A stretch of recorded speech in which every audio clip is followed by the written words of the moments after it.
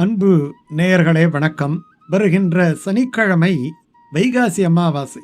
இந்த வைகாசி அமாவாசை என்பது சந்திரன் உச்சமடைகின்ற ராசியான ரிஷப ராசியிலே அக்னி நட்சத்திரம் இருக்கின்ற காலத்திலே வருகின்ற ஒரு அமாவாசை. அக்னி நட்சத்திரம் இருக்கக்கூடிய அந்த காலத்திலே வரக்கூடிய அமாவாசை. ஏன்னா அன்னைக்கு பார்த்தீங்கன்னா உங்களுக்கு பரணி நட்சத்திரம் இருக்கு, அதுக்கப்புறம் கார்த்திகை நட்சத்திரம், சூரியனுக்குரிய கார்த்திகை நட்சத்திரம் வந்துடுது. அப்போ அந்த அக்னியினுடைய உச்சம் இருக்கக்கூடிய காலம், சூரியனுக்கு முழுமையான பவர் இருக்கக்கூடிய காலம், சந்திரன் உச்சமடைகின்ற ஒரு ராசி ரிஷப ராசி. அப்படிப்பட்ட ராசியிலே சந்திரனும் சூரியனும் சேர்ந்து அமாவாசை திதியை கொடுக்கிறார்கள். அது தென்புலத்தார் வழிபாட்டுக்குரிய ஒரு நாள். ஆனால் இந்த நாளிலே பல கோயில்களிலே விசேஷம் நடக்கும். அன்னைக்கு பார்த்தீங்கன்னா சனிக்கிழமையா இருக்கு. சதுர்த்தசி அதிகாலை 3:58 வரைக்கும் சதுர்த்தசி இருக்கு. விடியும் பொழுது அமாவாசை பிறந்திருது. அந்த அமாவாசையானது அடுத்த நாள் அதிகாலை 2:15 மணி வரைக்கும் இருக்கு. அதனால முழுமையான ஒரு அமாவாசை திதி இருக்கக்கூடிய நாளாக இந்த சனிக்கிழமை விளங்குகிறது. இது பிதர்களுக்கு உரிய நாள் என்று மட்டும் நம்ம எடுத்துக்க வேண்டியில்லை. பல கோயில்களில் விசேஷம் நடக்குது. வைகாசி பிரம்மோற்சவம் பல இடங்களில் நடந்துகிட்டு இருக்கு. குறிப்பாக அந்த அம்மன் கோயிலில் இப்போ காரைக்குடியில் பார்த்தீங்கன்னா கொப்புடை அம்மன் என்னட்டு ஒரு அம்மன், அங்கே பார்த்தீங்கன்னா ஒரு திருவிழா நடந்துக்கிட்டே இருக்கு. வீரபாண்டி என்னட்டு ஒரு ஊர், அங்கே பார்த்தீங்கன்னா ஸ்ரீ கௌமாரி அம்மன் என்னட்டு இந்த பொங்கல் விழா ரொம்ப பிரசித்தம். அங்கே வைஷ்ணவத்தில் எடுத்துக்கிட்டோம்னா திருவரங்கத்திலே இப்போ வைகாசி உற்சவம் விருப்பம் திருநாள் நடந்துகிட்டு இருக்கு. அந்த உற்சவத்தினுடைய நிறைவு பகுதியும் இந்த அமாவாசை என்று வருகிறது.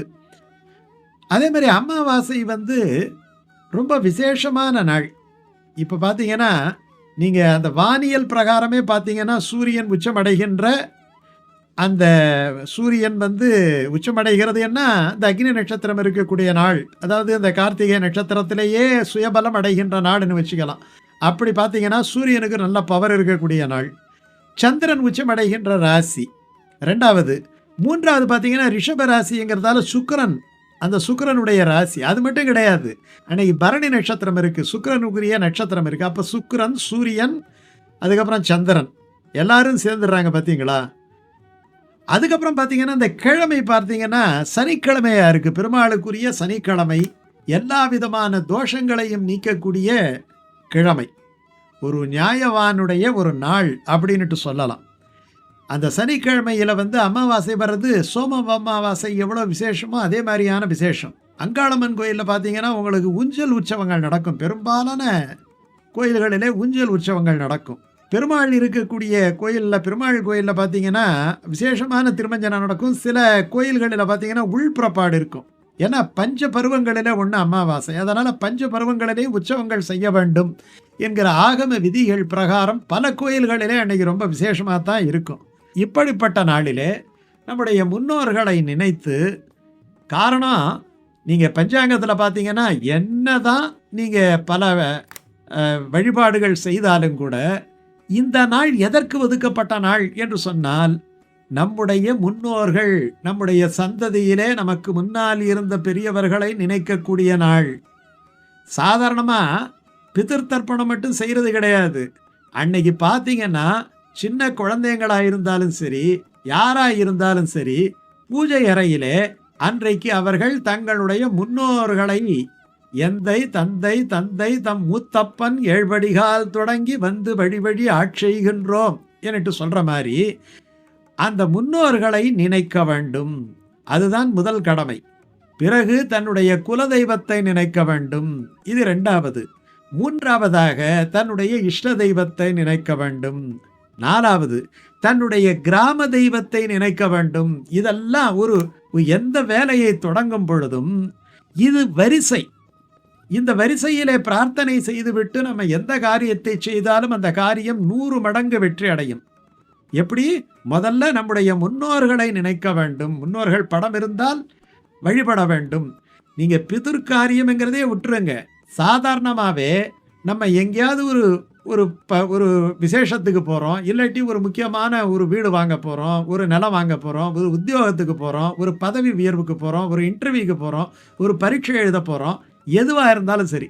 அதனால இந்த நாளிலே அமாவாசை அன்னைக்கு நமக்கு பல விஷயங்கள் எல்லாம் இருக்கு. வீட்ட முன்னாடியே நல்லா சுத்தப்படுத்தி, அன்னைக்கு நல்லா மொழுகணும். வீட்ட தூய்மைப்படுத்த வேண்டும். குப்பை கூளங்கள் இருக்கக்கூடாது. வெளியிலே வந்து பெரும்பாலும் பார்த்தீங்கன்னா, அமாவாசை தர்ப்பணம் குடுக்குற வரைக்கும் கோலம் போடாம இருந்து, மாலையிலே கோலம் போடலாம். அன்றைக்கு அந்த முன்னோர்களை நினைத்து, எந்த இடத்திலே வந்து நீர் இருக்கிறதோ, ஆற்றங்கரை அல்லது குளத்தங்கரை, தக்க வேதியர்களை வைத்துக்கொண்டு, எள்ளும் நீரும் இறைத்து அவர்களுடைய தாகத்தையும், பசியையும் போக வேண்டும். ஏனென்றால் அன்றைக்கு அவர்கள் காத்திருப்பார்கள். நமக்காக இன்றைக்கு ஏதாவது நீங்க நிலத்துல அப்பா, அம்மா இருக்கும் பொழுது, இந்த பையனோ இல்ல மனைவியோ யாராவது ஒருத்தவங்க அந்த தூக்கு சட்டியில அந்த காலத்துல சாப்பாடு எடுத்துட்டு போவாங்க. அவர் பார்த்தீங்கன்னா, தலையில துண்ட போட்டுட்டு 2 ஆச்சே 2 1/4 ஆச்சே நம்ம பசிக்கு யாரும் சோறு கொண்டாந்து குடுக்கலையேன்னு எதிர்பார்த்து காத்திருப்பார்.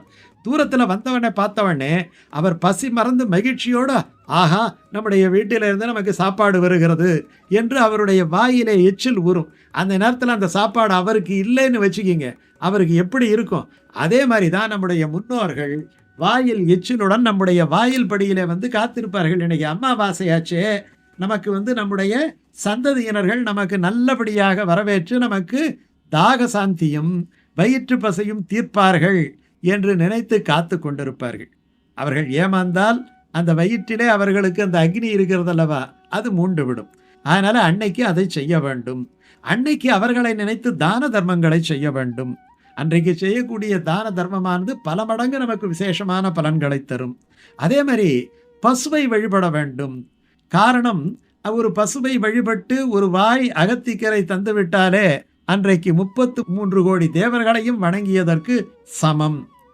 அன்றைக்கு படைக்கும் வரை உபவாசம் இருக்க வேண்டும்.